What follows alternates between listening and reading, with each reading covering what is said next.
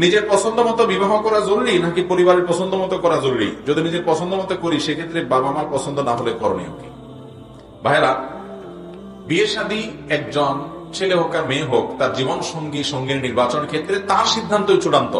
ইসলাম বাবা মাকে চাপিয়ে দেওয়া কোন অধিকার দেয় না যে বাধ্য করবে এখানে তোমার বিয়ে করতে হবে, অধিকার বাপ্পার নাই। কিন্তু ছেলে মেয়ে সবসময় চেহারা, ছবি, অন্যান্য বিষয় আসে এগুলো নিজেরা দেখে নিবে, কিন্তু অন্যান্য দিকগুলো কোন ফ্যামিলিতে গেলে ভালো হবে না হবে এই বিষয়গুলো মুরব্বীদের উপরে আস্থা রাখবে। যদি তারা বিচক্ষণ হয়, তারা যদি ভালো মন্দ বুঝে, তারা যদি কোরআন হাদিসের গুরুত্ব বুঝে, দিনদারির গুরুত্ব বুঝে, তাহলে তাদেরকে প্রায়োরিটি দিবে। অনেক মা বাপ আছে দিনদারির গুরুত্ব বুঝে না, শুধু কাল পয়সা ছাড়া কিচ্ছু বুঝে না।